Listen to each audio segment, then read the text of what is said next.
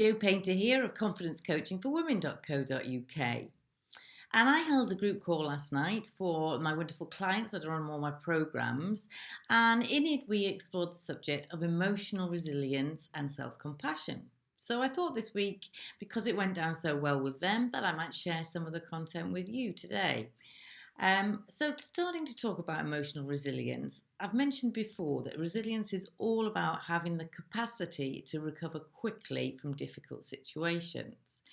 And that's something we can learn and can grow with us. It doesn't have to be something that we're necessarily born with. And when we have a reaction to a difficult situation, we individually react in different ways. We get different emotions. And that can be hard to understand sometimes when somebody else reacts in a different way to you. So you may react by feeling stressed, anxious, you might feel angry, you might feel frustrated that you can't do anything about it. Perhaps you're demotivated and it makes you procrastinate. There are lots of different ways that we react to a major event like this one. But there's also on the other side that we can react in with some positive emotions as well at times. So things like feeling positive, feeling supportive. We can have emotions that draw us to do positive things, as we've probably seen. So that's the type of emotional reaction you might have. And those reactions lead to a set of behaviours. So from those emotions, it may lead to you wanting to absorb loads and loads of information, and probably too much, and maybe even from the wrong resources. It can lead to you the frustration can lead to you, getting feeling down and isolating yourself, withdrawing. It can lead to you doing behaviors where maybe you're irritable with other people, or it can lead to you just not getting on with and doing your work as you want it to be. Again, on the positive side, that sort of behavioural reaction can be around being caring, supportive, kind, all of those different behaviours we can show at different times and for different people. So I suppose my message there is don't worry about the emotion that you're having or the behaviour that you're showing. There is no one way to react to this. We'll all react differently and we'll all react differently in different times. So when you feel that emotion and you behave in a certain way, go with that feeling, see what happens. Don't try to block it out or stop it coming in, but let that feeling go with you. It will pass.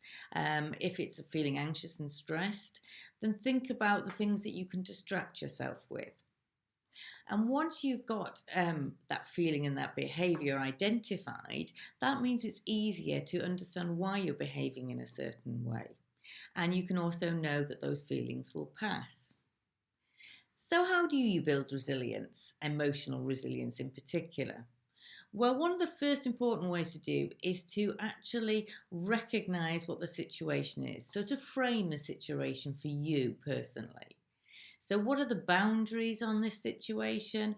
What is the sort of reach it has in terms of your life? What is the effect it's having in terms of your life? So, understanding what it actually means and then accepting that that is the situation. Yes, you can do things to influence parts of it, but not everything. So, some acceptance of, okay, this is the way the world is at the moment, and that's the frame in which I've got to work.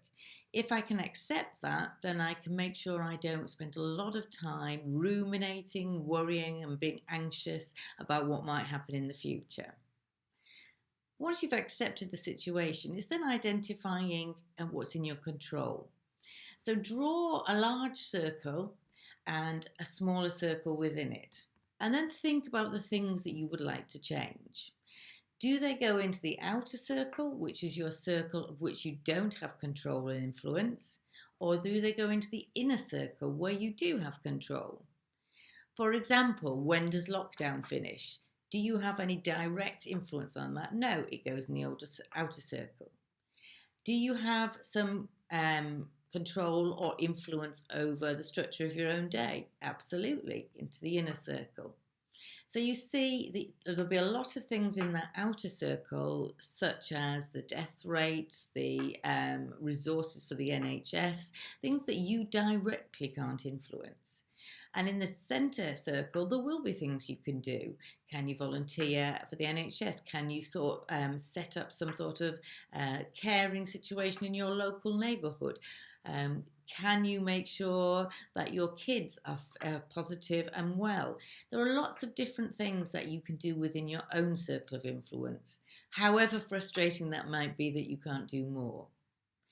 So those are the big things for me, accepting what the situation is and what that means for you and your life, and then identifying what it is that you have influence over. And once you've done that, you'll feel like you've got some control back, that you've got something you can work on, and that's going to really alleviate some of your stress and pressure. And as well as, of course, the practical tip about not trying to take on as much information as possible. That will feed your anxiety and your fear, and make sure the place that you're getting your information from is genuine and it's not going to be any of the fake news on it. So those are my suggestions for today about emotional resilience. I'll be back again with you shortly to talk to you about self-care and self-compassion. Thanks for listening.